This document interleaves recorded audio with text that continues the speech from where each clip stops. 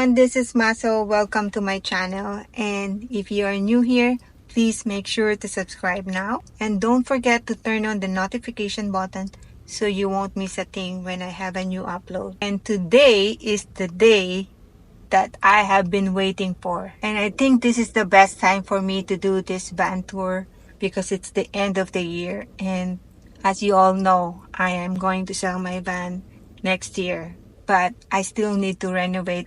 So before I got out my van, I'm going to reveal everything that I have changed here in the past 3 years. So please sit back, relax, and enjoy the video.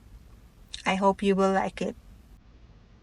This is my kitchen. I have two hanging shelves to put my plates, bowls, cups, pots, etc. The second rack is the spice rack that I needed for cooking. This is my counter and a hidden sink inside.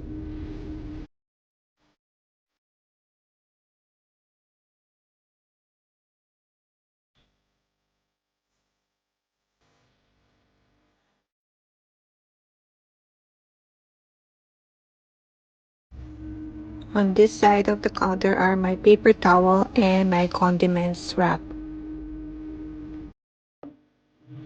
I have a foldable faucet so that I can hide my sink when I do not use it.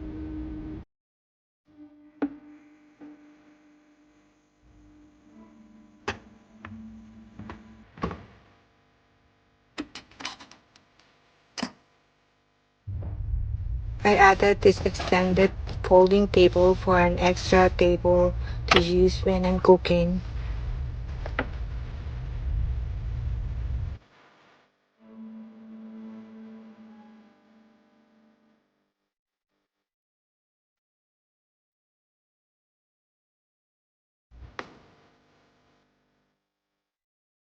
Inside my kitchen cabinet stores my gray and clean water container that fits well inside.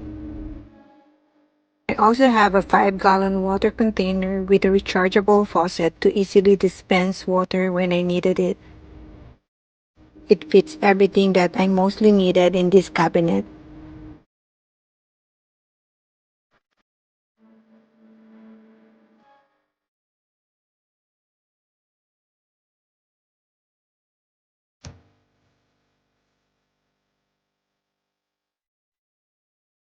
This is where my power supply and Mr. Body Heater is resting.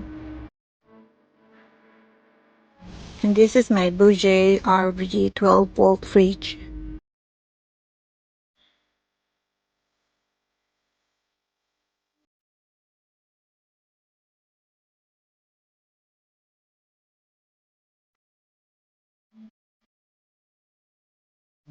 This is my U-shaped couch which converts to a full-size bed.